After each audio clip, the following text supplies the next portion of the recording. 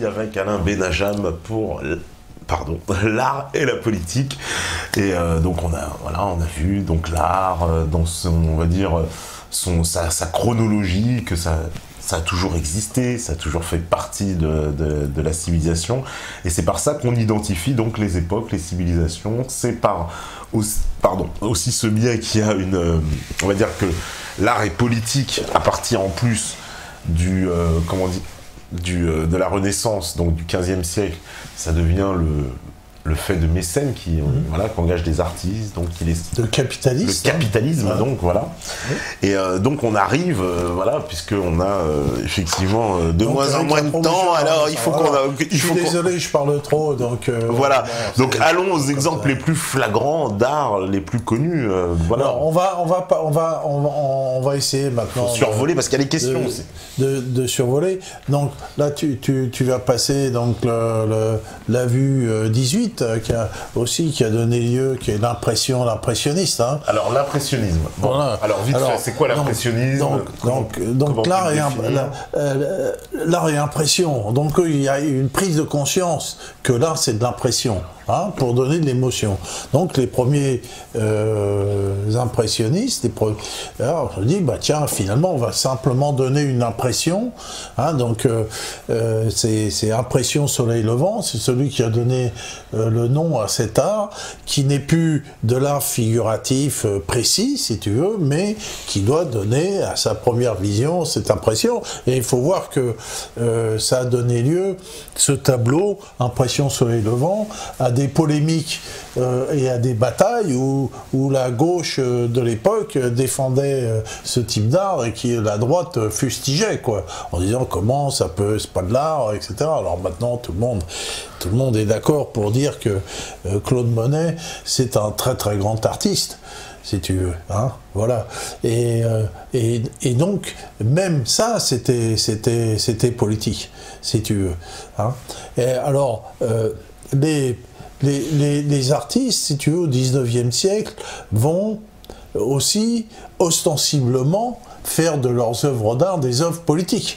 Tu peux passer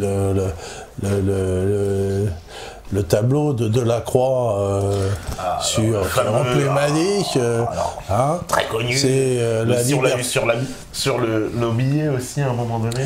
La liberté guidant le peuple aux barricades, c'est le terme exact de ce tableau avec le drapeau tricolore qui est quasiment emblématique de la France.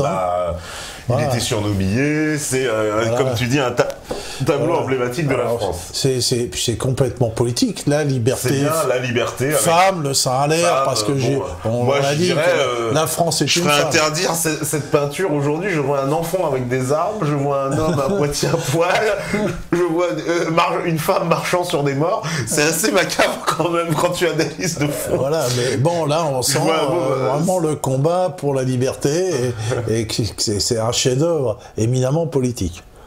Voilà. Donc c'est quoi? C'est la révolution de 48? Ça, c'est 1830. 1830, la liberté guidant le peuple, les Trois Glorieuses. D'accord. Avec Gavroche. Puisque Gavroche est devenu, ici, Gavroche, l'enfant avec les pistolets. Ouais. C'est ce qui a donné l'idée de Gavroche à Victor Hugo. Et tu as derrière la figure 22, tu as aussi Goya, alors ça, très connu, politique, très connu. C'est des insurgés espagnols fusillés, donc alors, on voit... Il faut expliquer un petit peu, vite fait, synthétiser l'histoire de ce tableau. On est en pleine période napoléonienne. Napoléon occupe l'Espagne. Et il y a une insurrection populaire contre l'occupation française. Voilà. Et qu'est-ce que font les troupes de Napoléon? Elles massacrent, elles répriment très sévèrement. Il paraît que donc c'est là qu'on va inventer ce qu'on avait vu, le terme de guérilla. La guérilla, ça vient de cette période-là où les Espagnols vont mener donc cette petite guerre contre les Français en les attaquant comme ça, ils peuvent pas les attaquer de front avec une grosse armée, donc on va naître le terme de guérilla. Voilà, et guérilla qui est menée par le peuple. Et là, ce tableau, alors il est hautement symbolique, on voit donc l'armée, parce que ce sont des soldats français, qui sont en train d'exécuter donc ces insurgés espagnols. On voit j'ai presque envie de dire, moi, quand je regarde ce tableau, je vois toute la détresse dans la... C'est presque une photo d'un reportage, on pourrait dire, tu sais, dans notre époque. On a fixé un moment, ce serait la une d'un magazine, c'est-à-dire on voit les morts qui sont là, qui viennent de se faire exécuter, et puis on voit ces soldats français presque d'ailleurs. La chemise blanche qui est aussi emblématique, hein, qui montre la cible, et puis qui sont désarmés, on voit bien, il est comme ça, il est désarmé.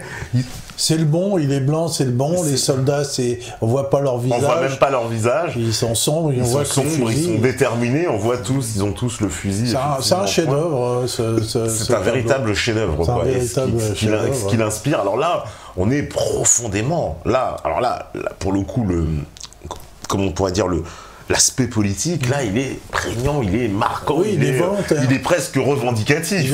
Moi, quand je dis ça, ça pourrait être une campagne, on va dire, pour la résistance espagnole, etc. C'est l'art du 19e siècle qui souvent devient un art militant. Hein? Donc, c'est l'art au service d'une cause. Donc, c'est classique, bon, tout le monde connaît ça. Donc, il y a aussi, avant les questions, montrer l'art soviétique, si tu veux. Ah oui, l'art soviétique, on va montrer une petite vue. L'art soviétique. Alors, art soviétique, donc. Alors, ça, c'est l'art soviétique, juste à la Révolution, si tu veux, où l'art se veut. C'est le cubo-futurisme. Hein, c'est une école russo-soviétique du début de la Révolution et qui veut montrer, au travers une stylisation, si tu veux, l'ouvrier au travail. Hein. Donc là, le cubisme, c'est une démonstration du réel. On verra avec en dernier le tableau de Guernica Picasso, mais donc les cubistes, eux, veulent démontrer quelque chose, si tu veux. Hein. Hein, renforcer une idée. Renforcer une idée. On voit bien que ici, on voit bien l'idée du type qui vacille, qui a le fusil à côté, quoi. Hein. Donc ça, c'est le début de cet art futuriste. Donc tu vois l'image d'à côté, hein, avec le coin rouge, donc qui est un peu le sommet de cet art qui s'appelle cubo-futuriste. Cubo-futuriste soviétique, hein, et qui contemporain donc du cubisme qui sera aussi éminemment politique. Et tu peux montrer donc la dernière vue donc de ce chef-d'œuvre du cubisme qui est le Guernica, où aussi là on voit une évocation fabuleuse de ce qu'est un bombardement. Hein. Et là, on ne cherche plus à montrer quelque chose, si tu veux. Hein. On renforce une idée, quoi. C'est l'idée qui est renforcée à travers une espèce de schématisation du trait. Hein. Donc là, on est au sommet de l'art politique, avec ce Guernica qui est un très très grand chef-d'œuvre. Alors aussi, on ne peut pas terminer cet exposé sans parler de la poésie. Parce que l'art, c'est de la poésie. Hein, c'est de la poésie. Et donc, la poésie, par elle-même, est une forme élaborée d'art. Hein. Et comme cet art-là, la poésie, c'est de l'impression. C'est-à-dire, c'est de l'impression à des réminiscences. Tu vois, hein, quand on parle on utilise des mots qui ne sont pas exactement ceux de la description, mais on utilise des mots qui sont de l'impression. On parle toujours d'impression dans l'art. Et donc, on peut parler donc de chef-d'œuvre de la poésie politiques. Par exemple, on peut parler de Paul Éluard et de son fameux poème sur la liberté, hein, j'écris ton nom, liberté, hein, je vais en donner quelques termes, alors je ne sais pas si ça va venir ou si on a le temps de l'évoquer. Ah bah, faut se dépêcher, parce qu'il y a des questions, il y a des questions. Bon, bah, bah oui. Hein, je vais en donner quelques vers, qui est la quintessence, on va dire, de l'art politique. De Paul Éluard, hein, sur mes cahiers d'écolier, sur mon pupitre et les arbres, sur le sable et de neige, j'écris ton nom, sur les pages lues, sur toutes les pages blanches, pierre, sang, papier ou cendre, j'écris ton nom, sur les images dorées, sur les armes des guerriers, sur les couronnes des rois, j'écris ton nom, sur la jungle et le désert, sur les nids, sur les genêts, sur l'écho de mon enfance, j'écris ton nom, sur les merveilles des nuits, sur les pins blancs des journées, sur les saisons fiancé, j'écris ton nom, sur tous mes chiffons d'azur, sur l'étang, soleil moisi, sur le lac, lune vivante, j'écris ton nom, sur les champs, sur l'horizon, sur les ailes des oiseaux, et sur le moulin des ombres, j'écris ton nom, sur chaque bouffée d'horreur, sur la mer, sur les bateaux, sur la montagne démente, j'écris ton nom, sur la mousse des nuages, sur les sueurs de l'orage, sur la pluie épaisse et fade, j'écris ton nom, sur les formes scintillantes, sur les cloches des couleurs, sur la vérité physique, j'écris ton nom, sur les sentiers éveillés, sur les routes déployées, sur les places qui débordent, j'écris ton nom, sur les lampes qui s'allument, sur la lampe qui s'éteint, sur mes raisons réunies, j'écris ton nom, sur les fruits coupés en deux du miroir de ma chambre, sur mon lit coquille vide, j'écris ton nom, sur mon chien gourmand et tendre, sur ses oreilles dressées, sur sa patte maladroite, j'écris ton nom, sur le tremplin de ma porte, sur les objets familiers, sur le flot béni, j'écris ton nom. Alors je vais aller jusqu'à la fin, et par le pouvoir d'un mot, je recommence ma vie, je suis né pour te connaître, pour te nommer liberté. Voilà, donc voilà un poème qui a été écrit en 1942, donc en pleine occupation nazie, pour justement parler de la liberté. Et donc il décline tout ce qui tout ce que la liberté lui inspire. Hein. Donc un autre grand poème dont je ne vais pas le lire, voilà, qui est La Rose et le Réséda, qui parle donc de l'union des chrétiens et des communistes dans la lutte contre le nazisme, et aussi qui est un très beau poème d'Aragon, fort connu, et Aragon sera un grand maître d'ailleurs du poème politique, comme Paul Éluard d'ailleurs. Ouais. Voilà. D'accord, bah alors on va répondre aux petites questions quand même, parce qu'il y en a pas mal. Alors, première question, on me dit, j'ai une question, si on rattache la politique et l'art des artistes, sont-ils soudoyés par un groupe occulte de personnes, ou bien les artistes font-ils de même partie du groupe de personnes influentes? En gros, ils se demandent, est-ce que l'artiste, quand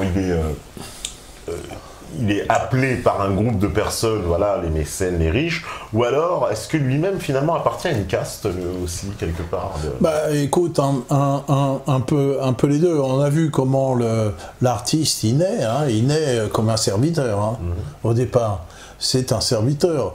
Et bon, tant qu'il ne vend pas ses œuvres, il est un salarié. C'est à quel moment d'ailleurs le basculement? C'est-à-dire au moment où on dit l'artiste c'est fini, il n'est plus salarié, il commence à devenir indépendant, vendre ses œuvres. C'est quoi? C'est le 17e? C'est le 19e? C'est plus tard. 19e, 20e même? Un type qui va vendre ses œuvres, ouais, on va dire 18, moi je dirais 18e, 17, 18e. 17, 18e à partir de des gens qui sont connus pour vendre leurs œuvres. Hein, mais encore, ils peuvent encore être sous la coupe de Mécène. Hein. Enfin, Jean de La Fontaine était toujours sous la coupe de Mécène. Tu veux, il vendait pas vraiment. Voilà, maintenant pour vendre ses œuvres, pour que l'œuvre d'art devienne une valeur marchande. Oui. Hein, ça c'est le 19e. C'est le 19e ça. Ouais. Ça, c'est le 19e. Valeur marchande. Donc, D'ailleurs, les grands peintres comme Van Gogh, ça vont mourir dans la misère. Dans la misère, oui, voilà. Dans la misère, tu vois. Donc l'artiste tel qu'on le conçoit dans notre notion moderne, avec qui vend son œuvre, c'est quelque chose qui est hérité du 19e siècle, c'est très récent finalement. Oui, du 19e siècle, et que ça devienne vraiment une valeur marchande, vraiment, où il y a spéculation, c'est le 20e. Quoi. C'est le 20e. Hein, c'est le 20e. Pour faire naître le marché de l'art. Le marché de l'art, ouais. Il y a une anecdote de Picasso, si tu veux, c'est pendant la République espagnole, les républicains espagnols vont voir Picasso, lui demandent de l'argent. Et Picasso, il fait mieux, il prend des billets et il fait des dessins dessus et il signe. Tu vois ? Et les billets ont plus de valeur que ça. Parce que Picasso, il pouvait faire n'importe quoi et ça avait tout de suite de la valeur. Hein, voilà, parce qu'il était coté, il y a une cote. Maintenant, il y a une cote. Les artistes ont une cote. Dali, il avait la cote aussi. Ah, Dali, il a eu la cote, oui, bien sûr. Ouais. Bien sûr, bien sûr. Hein, voilà. Donc voilà, petite réponse. Alors on me dit, tiens, ça c'est super intéressant cette question. On me dit, monsieur Benajam, vous dites, l'art doit créer une émotion, mais c'est déjà une conception de l'art. Ce que pensez, c'est déjà une conception de l'art. Ça, que penser que les gens comme Bartók, voire des classiques français qui ont fait l'art très formel, codifié, intellectuel. Comment définir l'art globalement? Il veut dire qu'en fait, toi, quand tu pars du principe en disant l'art est là pour susciter une émotion, c'est déjà une espèce de présupposé, c'est déjà un postulat de départ, que finalement tu pourras avoir un autre postulat. C'est ce qu'il dit, que Bartók, alors... Bon, je connais deux noms, mais je connais pas assez, on n'a pas parlé de musique, c'est pareil. Donc, tous les... l'art, c'est un artefact, c'est toute composition humaine, qui soit visuelle ou sonore. Hein, voilà, donc on n'a pas parlé de la musique, mais ça rentre absolument dans le même style. Bon, ici, il nous dit peut-être que Bartók ne suscite pas d'émotion. Moi, je trouve qu'il en suscite. Béla Bartók d'émotion. Voilà, alors on peut être touché par une forme d'art ou pas. Ça dépend des gens. Si tu veux, l'art n'est pas universel. Il n'y a rien de moins universel que l'art. Si tu veux. On va reparler, toi, ta mère est du Gabon, oui. Hein, et donc tu sais que pendant longtemps, ce qu'on appelait l'art nègre était décrié, c'était trouvé moche, et puis Picasso, il a valorisé l'art nègre, ce qu'on appelait l'art nègre, que maintenant, l'art africain, ça se vend cher. Oui, ça dans les galeries d'expo, j'ai vu ça oui. C'est sûr que au XVIIIe siècle, on voyait donc ces arts, ces masques et tout ça, les gens, ça leur trouvait ça horrible. Et puis, petit à petit, finalement, cette forme d'art a été susceptible de procurer des émotions aux gens. Tu vois ? Donc tout ça, ça dépend des époques, ça dépend des lieux, ça dépend de tout ce que tu veux.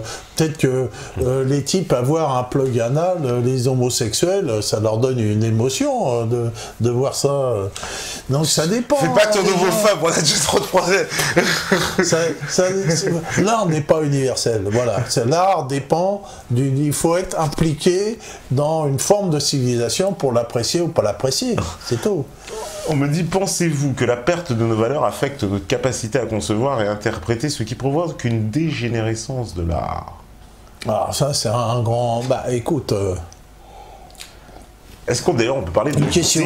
C'est marrant parce que pendant le Troisième Reich, je sais que point Godwin qui avait ce qu'ils appelaient l'art dégénéré selon les nazis parlaient d'art dégénéré. Voilà. Hein, et d'ailleurs, la pseudo-gauche surfe là-dessus pour dire ceux qui parlent de dégénérescence de l'art sont comme les nazis. Ça permet de placer à l'extrême droite ces gens-là. Mais l'art est le reflet d'une société. Hein? C'est le reflet d'une société. Et évidemment, quand on met comme œuvre d'art un plug anal, bien sûr, on peut parler de dégénérescence, hein, puisque déjà, on parle de plaisir sodomite.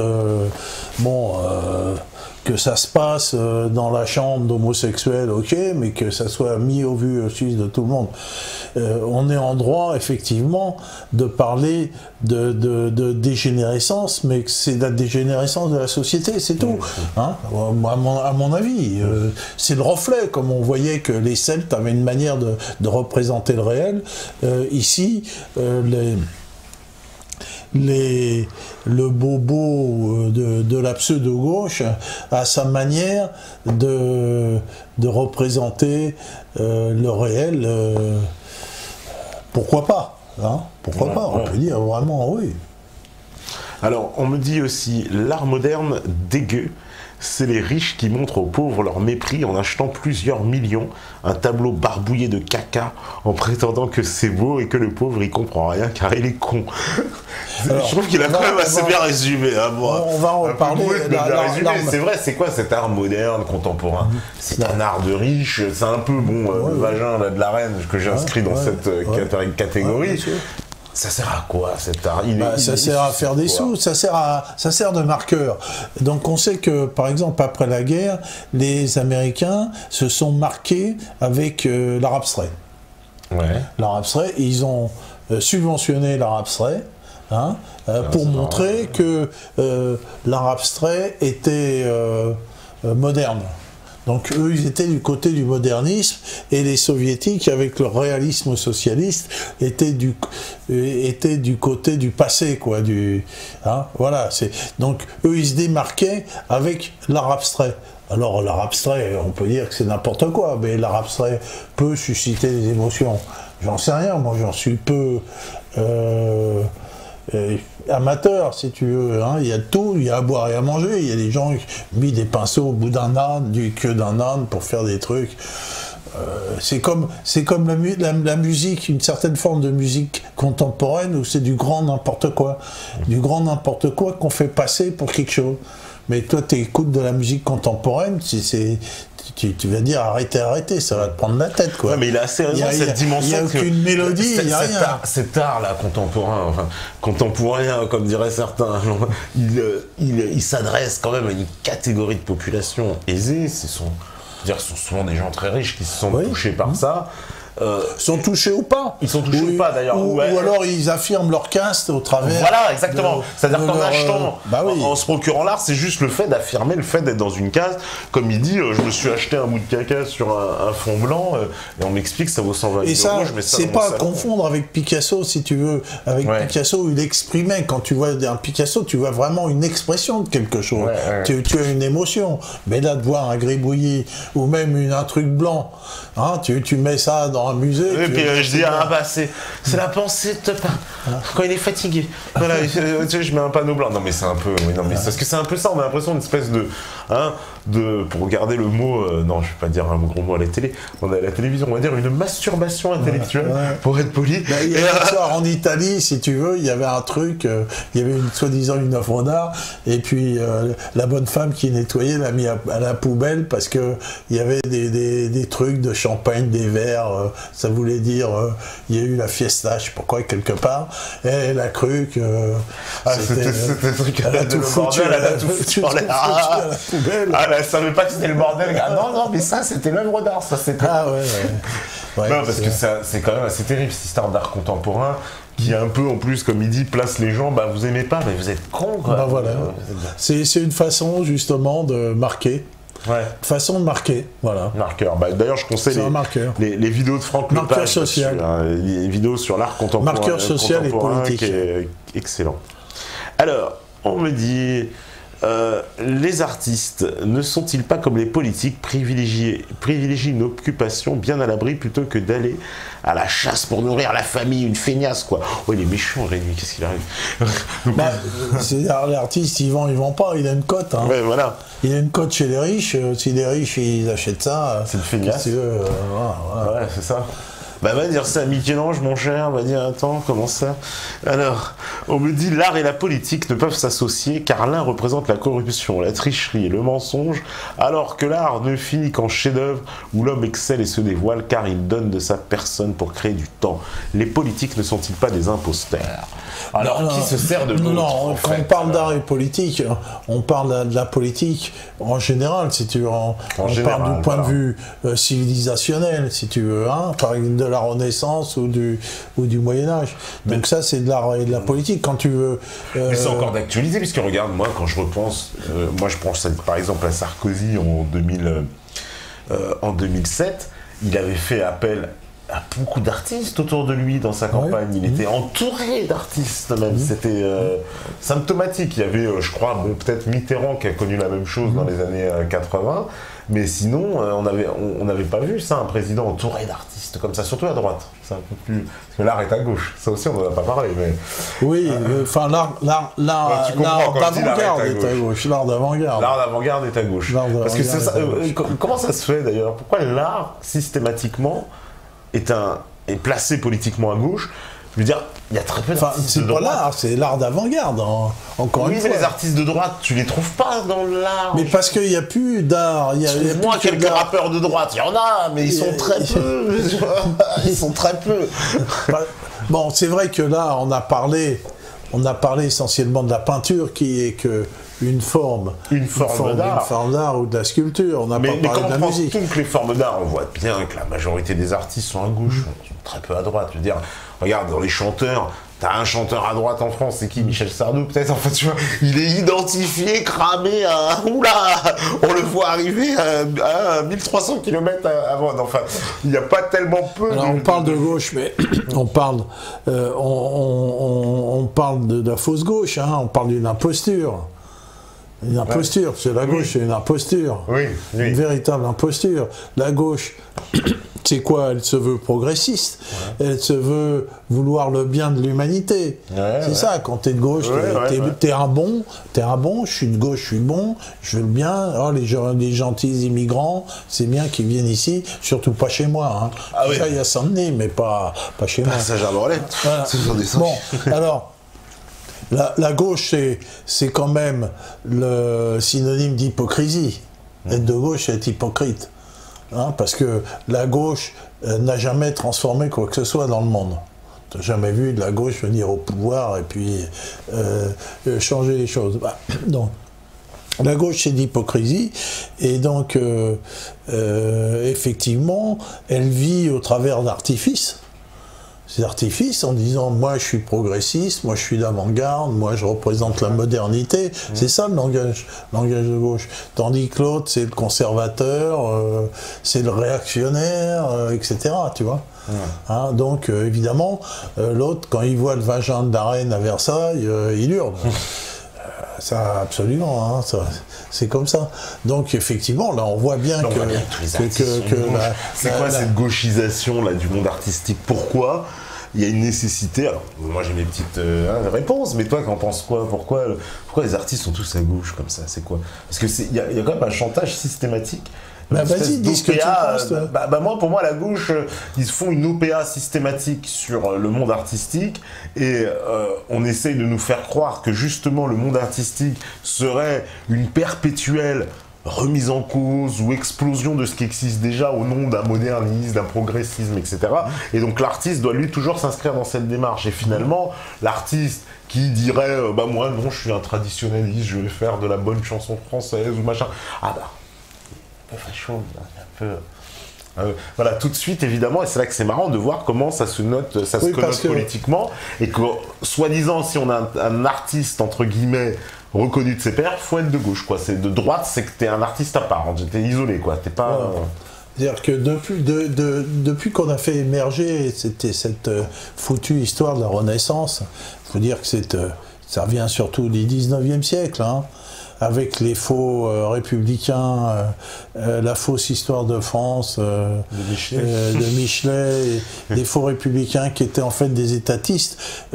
Au travers de toute cette pseudo-gauche et de ces faux républicains, je veux dire qu'on plonge dans l'hypocrisie et on plonge dans la symbolique. Si tu veux, la symbolique progressiste. Ouais. Donc on se prétend progressiste. Donc on dit, voilà, la Renaissance est un progrès par rapport au Gothico-Tedesco, ça représente un progrès, alors que ça ne représente pas vraiment. Quand tu vois une église du XVIIe siècle, elle est beaucoup plus moche que celle du XIIIe, mais c'est marqué comme ça. C'est toute une histoire. C'est l'histoire du pseudo-progrès, c'est-à-dire qu'on veut montrer que quelque chose représente un progrès. Alors évidemment, on va l'habiller comme étant un progrès. Hein. Tu vois, un supermarché, Carrefour, c'est peut-être un progrès par rapport à la nature. Tu vois, hein. Donc il y a ce mythe du progressisme. C'est du faux progrès, bien sûr. Ouais, bien sûr. Du faux, mais il y a le mythe du progrès et il y a le mythe d'une évolution. Si tu veux, on le voit bien dans la musique, par exemple. Hein, la musique doit évoluer vers un pseudo-progrès. Alors, on a évolué et on a fini par faire de la musique dodécaphonique et à faire de la musique atonique et, si tu veux, et on a fait des cacophonies complètes. À tel point, on cite une histoire où il y a un type, un chef d'orchestre qui arrive et puis il y a un orchestre qui joue une œuvre qui accorde, l'orchestre accorde, tu sais, au début, quand tu vas au concert, on accorde, hein, et donc le type, il dit, continuez votre œuvre, parce qu'il croyait qu'ils étaient en train de jouer une œuvre, si tu veux. Hein, voilà, donc. C'est drôle. Dans la musique, c'est encore plus caricatural, si tu veux. Belge. C'est vraiment caricatural le système. On fait vraiment des choses inaudibles, totalement inaudibles, où quelques personnes vont dire non, alors là justement dans la musique, parce qu'on a beaucoup parlé de peinture, par exemple dans la musique, c'est vrai que la musique par excellence, alors là surtout quand on parle de musique avec parole évidemment, parce qu'une musique sans parole déjà c'est un peu moins politique, mais une musique avec parole, alors là c'est évidemment politique. Il y a eu, on se souvient en France, hein, le fameux exemple, on sort toujours, c'est Serge Reggiani, je crois, la lettre au président. La fameuse chanson qui a été interdite, censurée. Donc comme quoi une chanson qui peut faire peur, peut faire trembler. Ça, c'est plus arrivé quand même depuis en France où on a interdit une chanson. Alors, si, avec le rap, hein, parce que bon, il y a des paroles gratinées dans le rap, hein, on en reparlera au cours d'une émission. Non, mais parce que la gauche est devenue de plus en plus fausse et de plus en plus hypocrite. Elle a perdu tout caractère révolutionnaire, tout caractère de vouloir changer la société. Elle a perdu ça. Hein. La gauche n'est plus que dans le formel. Dans le formel et le faux semblant progressiste, et en montrant des horreurs comme étant un progrès.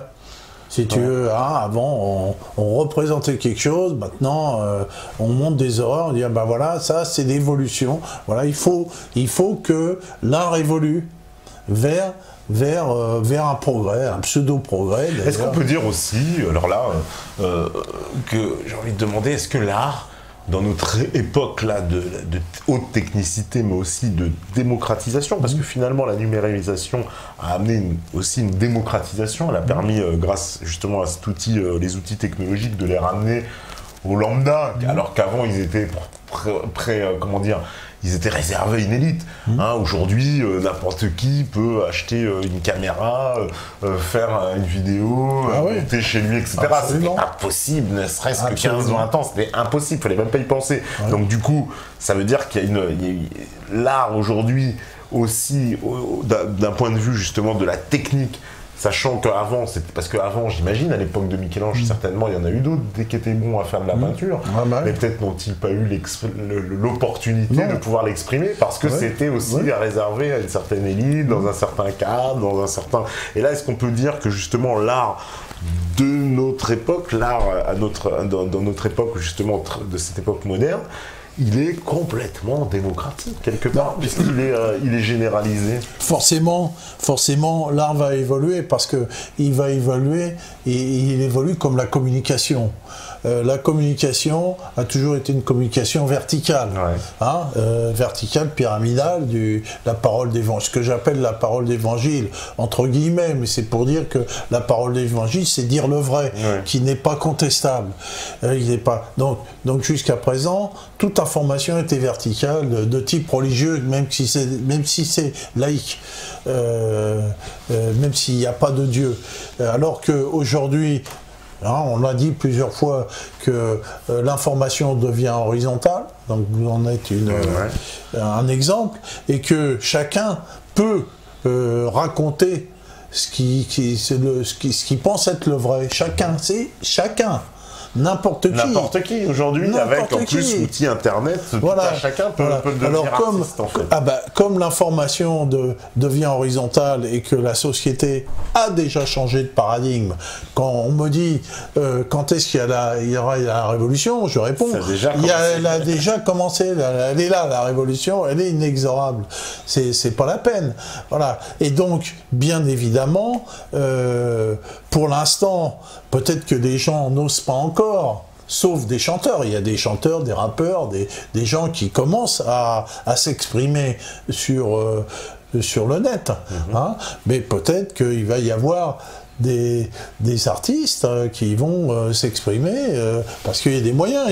Il y a notre amie Christine de Vigencourt, elle fait des œuvres magnifiques, elle en a fait pour le Donbass, j'aurais pu en montrer, et elle utilise que l'ordinateur pour faire ses œuvres, et donc il y a des gens qui vont pouvoir émerger en tant qu'artistes comme ça.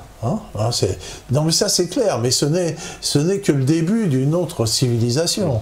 On me dit, est-ce que l'art peut être considéré comme un média? Comme un média?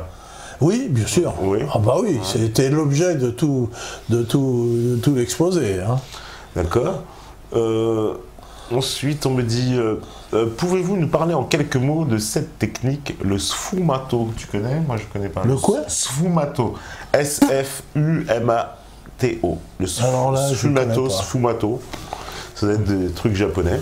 Alors, on me dit l'American Way of Life est le mode de vie qui exerce le plus sa domination culturelle sur le monde. Ah ouais, évidemment. Pensez-vous que l'humanité aboutira en définitive à l'influence d'une transculturation américaine, qui est un processus par lequel une communauté emprunte certains matériaux à une culture majoritaire pour se les approprier et les refaçonner à son propre usage, en positif ou en négatif?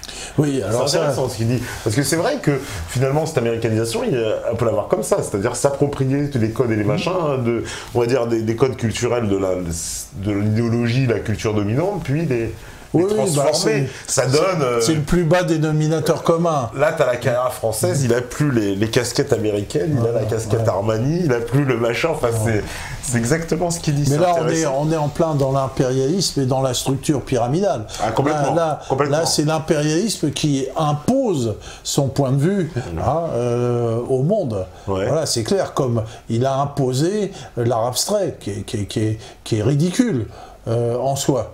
Si tu veux, l'art abstrait, c'est la décoration à la limite.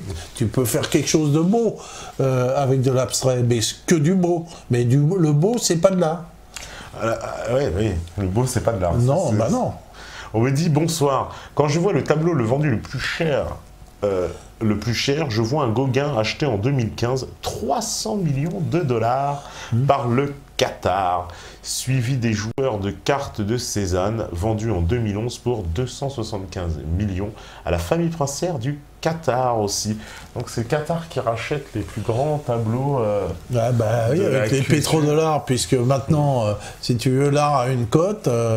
Ce pauvre Gauguin qui est mort quasiment dans la misère. Ces tableaux se vendent des fortunes, de quoi racheter la France de l'époque, quoi. 400 millions de dollars, enfin 300 millions de dollars. C'est triste. Ouais. C'est très triste. Ouais, du Cézanne aussi, donc c'est ça. Et les Qataris, ils ont cette fièvre aussi, donc de Non, l'achat d'armes, un petit peu. Ils s'en foutent, c'est de la spéculation. C'est de la spéculation. Oui, le Louvre, c'était où là, le Louvre au Qatar? Non, il y a un Louvre. Non, c'est le Louvre à Abu Dhabi. Abu Dhabi, pardon. Voilà, mais il ne faut pas confondre. Toi, tu mets un point d'honneur. Qatar, Émirats Arabes Unis, ne pas confondre. Écoute, mais bon, ça n'a rien à voir. Bon, les Émirats Arabes Unis, il faut que je rappelle à tous ces gens-là qui ont été fondés par le Cheikh Zayed, qui a pris l'indépendance en 1972-78, et que le Cheikh Zayed a invité Thierry Meyssan en 2002 à faire un exposé sur le 11 septembre. C'est le premier chef d'État, et peut-être le seul, qui a pris qui a fustigé la version officielle du 11 septembre, publiquement. Ça y a valu d'ailleurs beaucoup d'ennuis. Donc, voilà. Alors maintenant, les Émirats Arabes Unis sont comme la France, ont été obligés par les États-Unis à la suite de ça de suivre une ligne politique. Voilà, sous peine de beaucoup de rétorsion, et ils suivent cette ligne politique, contraints et forcés, et sans faire de zèle. Voilà. Alors ne pas confondre les Émirats Arabes Unis, où je travaille, je suis salarié par l'État des Émirats Arabes Unis, pour faire de l'éclairage public, avec le Qatar qui est pris par les frères musulmans. D'ailleurs, les Émirats Arabes Unis, les frères musulmans sont en bisbis, ils sont interdits aux Émirats Arabes Unis, et les relations entre le Qatar et les Émirats Arabes Unis sont très mauvais. Voilà. Voilà. Alors qu'on cesse de m'emmerder avec les Émirats Arabes Unis, c'est pas l'Arabie Saoudite, c'est pas le Qatar. D'accord, bon, comme ça, à ne pas confondre. Ne pas confondre. Voilà. Alors, qu'est-ce qu'on me dit? L'art tend à s'uniformiser à mesure que l'on se mondialise, surtout en suivant ce qui s'est fait aux États-Unis. Selon vous, est-ce une bonne ou une mauvaise chose? J'ai pas compris. Est-ce que, tu sais, l'américanisation de l'art, quoi, tu vois, cette espèce de... Parce que ça, est-ce que finalement, c'est vrai que les États-Unis, qui nous dominent complètement... oui, ils dominent culturellement. Culturellement, ils ont une stratégie, eux, par contre, qui est très marquée de se servir de l'art. Et ils l'avouent, donc Hollywood étant le fer de lance de cette politique, c'est-à-dire... Comme disait d'ailleurs un général américain, Hollywood et le Pentagone, nous avons le même ADN. J'ai trouvé ça extraordinaire. On a parlé de l'Arab Spray après la guerre. Donc là, parce que là, c'est très marqué. Je veux dire, Hollywood, c'est notre exemple contemporain de l'alliance entre, on va dire, justement, l'idéologie d'une forme. Alors là, pour le coup, il y a tout. Parce qu'ils sont forts, les Américains, ils nous font le package. À la fois, ils nous vendent leur mode de vie. Donc le système de consommation, etc., néolibéral. Ils nous vendent leur vision du monde, c'est-à-dire que dans les films, il y a des guerres, les États-Unis sont toujours postés en posture de défense, la liberté, etc. Il y a tout un véhicule quand même d'informations si on s'intéresse à un film. Selon l'histoire, ils ont des méchants, donc l'Indien, le Mexicain, ça a été, après les Allemands, maintenant c'est le Russe. Et maintenant c'est le Russe. Le Russe revient en force. Le Russe et le Serbe reviennent en force. Il y a toujours des ennemis désignés dans le cinéma américain. Voilà. Donc les Russes et les Serbes sont toujours des mafieux très sanguinaires et bruts. Voilà, bon.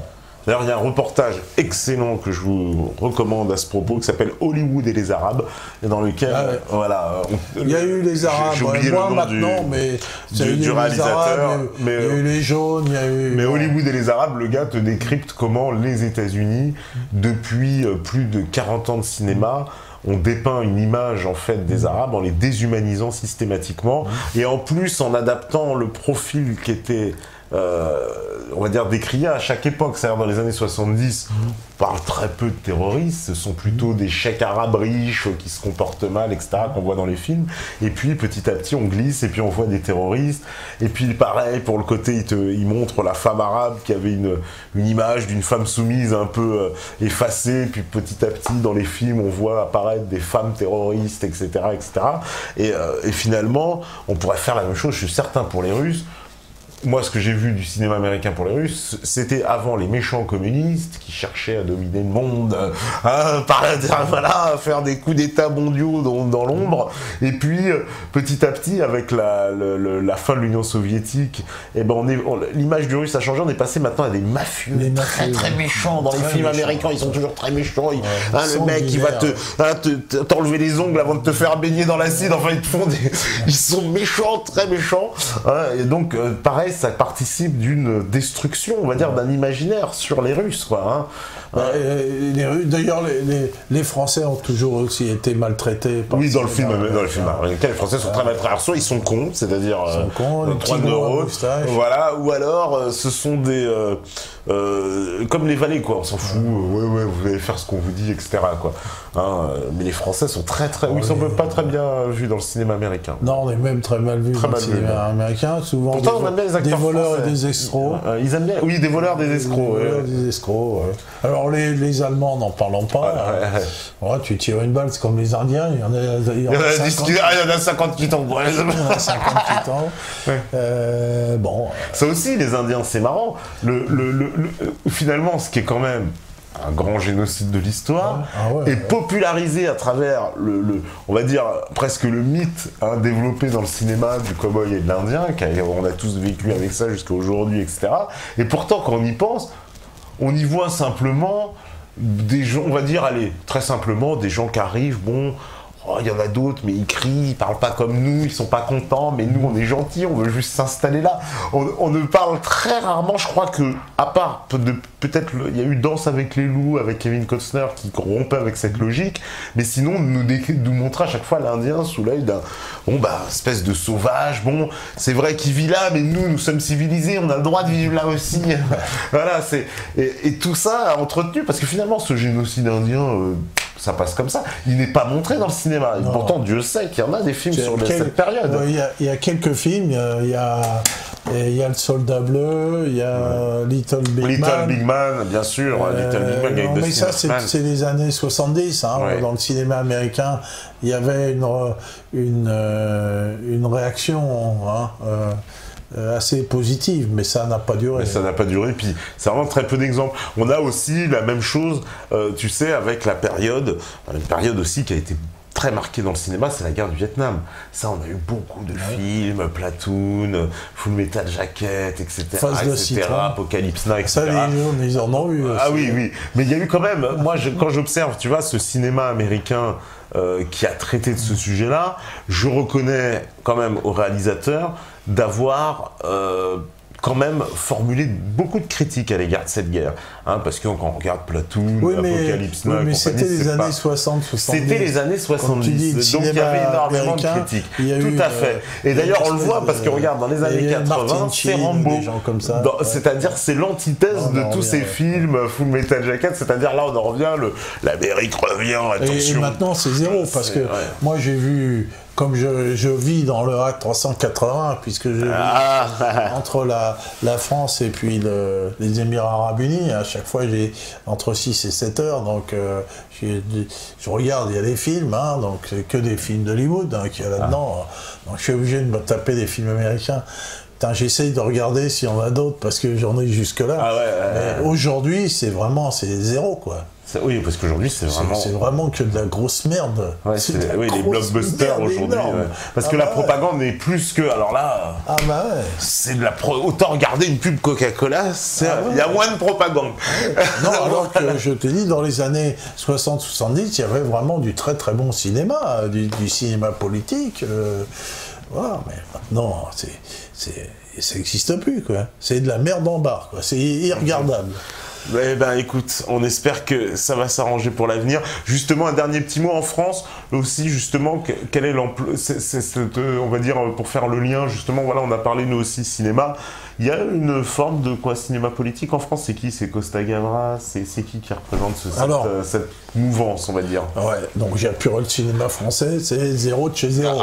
Zéro pointé, tu vois, le cinéma américain, c'est de la merde. Maurice Benguigui dans le rôle. Cinéma français, c'est zéro pointé. Alors j'ai parlé, j'ai parlé du film Les filles au Moyen-Âge. Voilà, j'en ai parlé.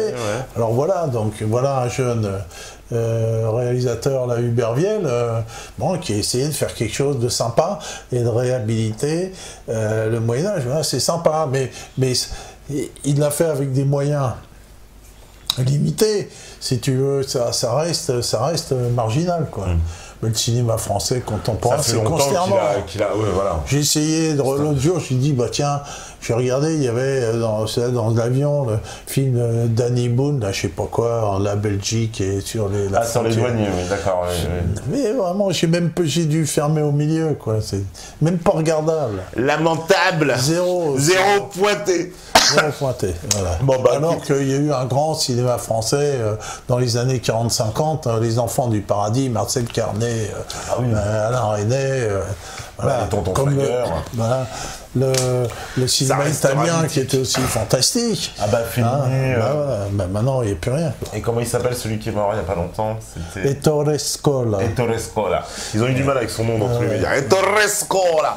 Bon, bah en tout cas, nous merci Alain, merci pour cette soirée. J'espère que je vous ai pas pris la tête. Merci pour l'art. Non, bon, de toute façon... Qu'est-ce qu'il y a? Ils sont pas contents ici. Non, je rigole avec les métanotes, parce qu'ils sont très susceptibles, tu sais, faut pas les vexer, pas trop, tu vois, parce que ça se vexe facilement. Hein? Après, ça va se vexer. Bah, je ferai pas plus de blagues, parce que sinon c'est mal pris. Alors, on va se coucher, on va se dire à mercredi, on va, voilà, dire au revoir à tous les modérateurs, au revoir à tous les métanotes, on va dire coucou à Steph à la régie, on va dire coucou à ceux qui sont dans la salle d'accueil, et Alain, ben voilà, je te dis au revoir, et puis nous on se retrouve mercredi, voilà, parce que forcément si c'est mercredi, c'est parce que vous écoutez ce message, et c'est parce que vous êtes la résistance. Ciao, ciao, ciao, ciao les amis.